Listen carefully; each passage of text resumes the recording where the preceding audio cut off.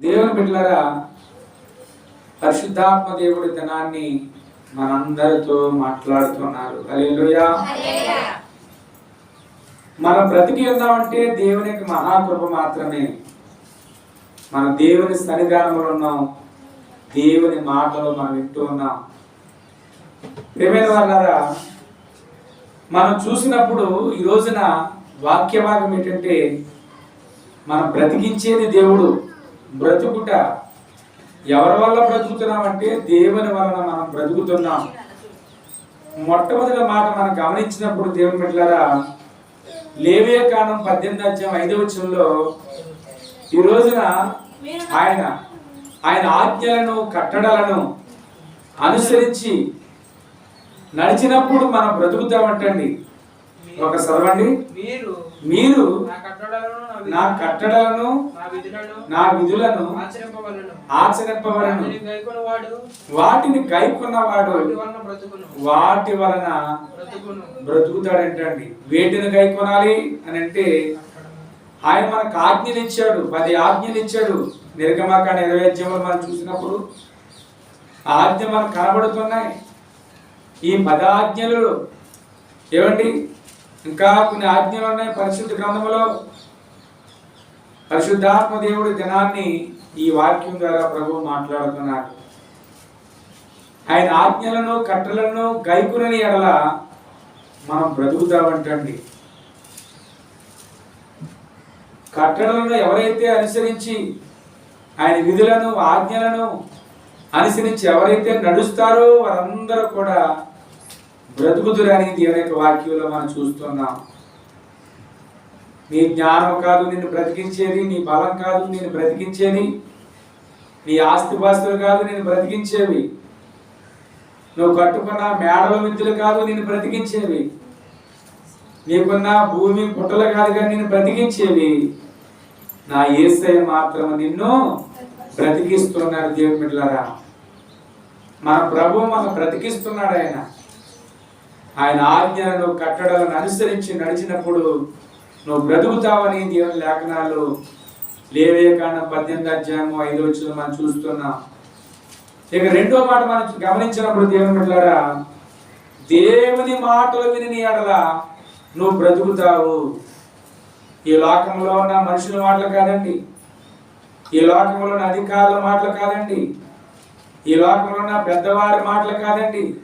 మోతుబరులు ఉన్నారు, ఎన్ని లక్షాధికారులు ఉన్నారు, కోటీశ్వరులు ఉన్నారు, వారి మాట కాదు. కానీ దేవుడు మాట్లాడుతున్న మాటలు గమనించినప్పుడు ఈ రోజున ప్రియ దేవుని బిడ్డలారా, ఆయన మాటలు విన్నప్పుడు, దేవుని మాటలు విన్న వారందరూ కూడా బ్రతుకుతారని చూడండి. యెషయా గ్రంథము 55:3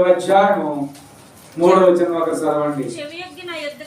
చెవియొగ్గి నా యొద్దకు రండి, మీరు విని ఎడల. అదండి, మనము దేవుని మాటలు విని ఎడల, ధర్మశాస్త్రాలు వినకుండా చెవిని తొలగించుకునేవాడు శాపగ్రస్తుడని దేవుని యొక్క వాక్యం ఉంది. అంటే ధర్మశాస్త్రం అంటే దేవుని యొక్క పరిశుద్ధ గ్రంథము. హల్లెలూయా. దేవుని గ్రంథాన్ని బైబిలును చదవకుండా, ఈ ధర్మశాస్త్రాన్ని వినకుండా, ఆయన ఆజ్ఞలను కట్టడలను అనుసరించి నడవకుండా, మరొకసారి చదవండి. చెవియొగ్గి దేవుని మాటలు చెవియొగ్గాలంటండి. ఈ రోజున అనేక మంది ఎవరి బిడ్డలు దేవుని మాటలు వినడానికి ఇష్టపడతలేదు. వారి జీవితాన్ని పాడు చేసుకున్నారు. వారి బ్రతుకులో ఎంతో నిరాశ నిస్పృహలతో ఉంటున్నారు. దేని వలంటే దేవుని వాక్యాన్ని వినకపోవడం ద్వారాని, దేవుని మాటలు వినకపోవడం ద్వారాని, దేవుని యొక్క ఆజ్ఞలను కట్టలను అనుసరించి నడవకపోవడం ద్వారాని అనేక మంది ఈ రోజున ఏమండి ఈ లోక సంబంధమైన మనసు కలిగి, ఈ లోక సంబంధమైనటువంటి అలవాట్లు కలిగి అనేక మంది వారి జీవితాన్ని పాడు చేసుకుంటున్నారు. నువ్వు దేవుని మాట వింటే నువ్వు దీవించబడతావు. నువ్వు దేవుని సన్నిధి వెతికితే నువ్వు దీవించబడతావు. ఆయన సన్నిధానంలో శాంతి ఉంది, సమాధానం ఉంది, నెమ్మది ఉంది. నీకేమి కావాలన్నా ఆయన అడిగినప్పుడు దేవుడు సహాయం చేయగల దేవుడు అండి. నీవేదైతే ఆయన ఆకాశం నుండి పంపించడు, కానీ ఏదో ఒక సహాయము మనుషుల ద్వారా నీకు సహాయము చేయగల దేవుడు ఆయన.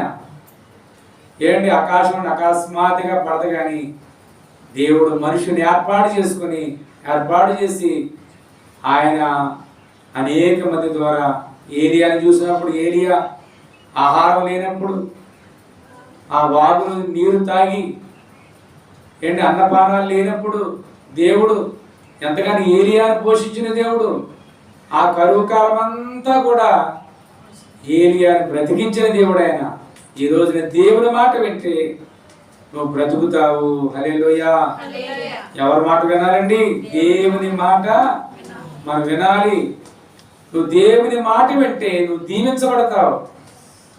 మొట్టమొదటి మాట, ఆయన ఆజ్ఞలను కట్టడలను గైకొనిన యెడల నువ్వు బ్రతుకుతావని ఉంది పరిశుద్ధ గ్రంథంలో. మరి లేవియకాండం 18:5లో. ఇక రెండో మాట దేవుని బిడ్డలారా, దేవుని మాటలు వింటే నువ్వు బ్రతుకుతావు.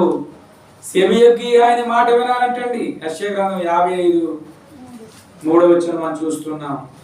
అలాగే మూడో మాట మనం గమనించినప్పుడు, పాపము చేయక మానిన యెడల నువ్వు అవశ్యముగా బ్రతుకుతావని దేవుని లేఖనాలు సెలవిస్తున్నాయి. యేసుకేలు గ్రంథము 3:21 చదివితే, యేసుకేలు గ్రంథము 3:21 అయితే పాపము చేయవలదని నీతి గలవానిని నీవు హెచ్చరిక చేయగా అతడు హెచ్చరించబడి పాపము చేయక మానిన యెడల అతడు అవశ్యముగా బ్రతుకుతాడంటండి. పాపము చేయొద్దు. నీతి గలవాడు, నీతిమంతుడు, నీతిగా జీవించేవాడు, నీతిమత్వాన్ని కలిగి జీవించేవాడు, దేవుని బిడ్డలారా, దేవుని యొక్క మాటలను అనుసరించి నడిచేవారు ఒకవేళ తప్పిపోయి పాపము చేయొద్దని అంటే, దేవుని బిడ్డలారా, అతను పాపము చేయకుండా మారిన యెడల ఏం చేస్తాడు? అవశ్యముగా బ్రతుకుతాడంటండి. అతడు బ్రతుకును అన్న మాట మనకు కనబడుతుంది. దేవుని బిడ్డలారా, బ్రతికించువాడు ఆయన, మనల్ని బలపరచువాడు ఆయనేనండి. హల్లెలూయా.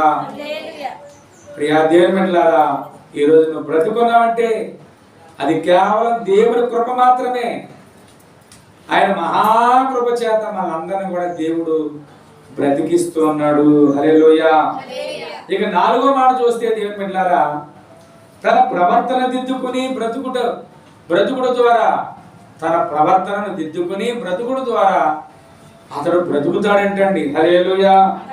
యేసుకేలు గ్రంథం 18:23 మనం, దుష్టులు మరణము నొందుట చేత ఆయనకి ఏమాత్రమైన సంతోషం కలుగుతుందా?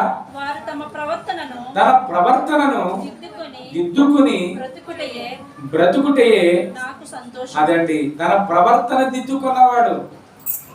ఒరే బాబు, నువ్వు పాడైపోతున్నారా? విచ్చలవిడిగా తిరుగుతున్నావురా? జట్లెడుతున్నావురా? అనేక మంది కుర్రలతో తిరుగుతున్నారా? బాబు, నీ ప్రవర్తన మార్చుకో, నీ మార్గాన్ని మార్చుకో, పెద్దవాళ్ళు చెప్పే మాట విను, నీ తల్లిదండ్రుల మాట విను, నీ సేవకుల మాట విను అని ఎంతగానో చెప్పి ఒకవేళ మనసు మార్చుకుంటే, తన ప్రవర్తన మార్చుకుంటే తను కూడా బ్రతుకుతాడంటండి. హల్లెలూయా. ఏంటి సేవకుడు చెప్పినా, పెద్దలు చెప్పినా, తల్లిదండ్రులు చెప్పినా ఏంటి వారు వింటే మాత్రం దీవించబడతారు. అవశ్యముగా మరి వారు బ్రతుకుతారని దేని యొక్క వాక్యంలో మనం చూస్తున్నాం. దేవుని బిడ్డలారా, తన ప్రవర్తన దిద్దుకుని బ్రతికిన వారు బ్రతుకులో గొప్ప ఆశీర్వాదాలను పొందుకుంటారంటండి. ఇక ఐదో మాట మనం గమనించినప్పుడు దేవుని బిడ్డలారా, నీ మనసు త్రిప్పుకొని దేవుని మాటలు వింటే, ఆ మాట కూడా యేసుకేలు గ్రంథము 18:32 ఐదో మాట ఏంటంటే, మరణమునందువాడు మరణమునందుటను బట్టి నేను సంతోషించేవాడు కాను. కావున మీరు మనసు త్రిప్పుకొని అప్పుడు మీరు బ్రతుకుదురు. అదండి, మనసు త్రిప్పుకోవాలంటే అండి, నీ మనసు ఎలాగుంది? మనసులో చాలా రకాలైన మనసులు ఉన్నాయండి. ఏమండి, లోక సంబంధమైన మనసు కలిగి ఈ లోక సంబంధమైన వాటి వైపు చూస్తూ జీవిస్తున్నాము. దేవుని బిడ్డలారా, దేవుని వాక్యం సెలవిస్తుంది, నీ మనసు తిప్పుకొని నువ్వు దేవుని మాటలు వింటే, నువ్వు దేవుని సన్నిధానంలో గడిపితే నువ్వు బ్రతుకుతావు. హల్లెలూయా. మనసు తిప్పుకోవాలంటండి. అనేక మంది లోక సంబంధమైన మనసు కలిగి జీవిస్తూ ఉంటారండి. మన అలాంటి మనసు కాదండి మనం కలిగి జీవించేది. సాతాను మనసు కలిగి ఉంటారు చాలా మంది. అపవాది యొక్క ఉచ్చుల్లో పడిపోతుంటారు. వాడు తంత్ర మంత్రాలు వేసేవాడు, ఎలాగైనా పడగొట్టాలని చూసేవాడు, వాడు ఎలాగైనా నేను పట్టుకోవాలని చూసేవాడు, నేను పట్టుకొని లోక సంబంధంగా నడవాలని చూసేవాడు అపవాది. అందుకని ప్రార్థనలో మెలకువగలిగి ఆయనలో బలవంతులుగా ఉండాలని దేవుని యొక్క వాక్యం సెలవిస్తుందండి. హల్లెలూయా. ఇక్కడ 5వ మాట, నీ మనసు తిప్పుకొని. మరొకసారి చదవండి. నీ మనసు తిప్పుకొని అప్పుడు మీరు బ్రతుకుతారంటండి. మనసు త్రిప్పుకోవాలంటండి. ఈ లోక మనసు కాదండి, సాధారణ మనసు కాదండి. ఈ లోకంలో మనుషులు పాడు చేయాలని చూస్తుంటారు అనేక మంది. నీ వెలుగుతుంటే కిందకి లాగాలని చూస్తుంటారండి. వారు మరి హెచ్చించబడుతున్నప్పుడు నిన్ను ఎన్నో అవమానకరమైన మాటలు మాట్లాడుతూ నీ మీద నేరం మోపాలని చూస్తుంటారు, నీ మీద అబద్ధముగా మాట్లాడని చూస్తుంటారు, నేను అవమానించాలని చూస్తుంటారు. దేని బిడ్డలా నేను అంటాను, మనము దేవుని మాటలు వింటూ మన మనసు తిప్పుకొని దేవుని సన్నిధానంలో ఉన్నప్పుడు దేవుడే మనల్ని ఆశీర్వదిస్తాడు. హల్లెలూయా. కాబట్టి దేవుని బిడ్డలారా, ఈ మాటలు మీరు విని దేవుని వాక్యం ద్వారా ఎదగాలని నేను ఆశపడుతున్నాను. దేవుని బిడ్డలారా, ఈ రోజున పరిశుద్ధాత్మ దేవుడు మనకు తెలియజేస్తున్న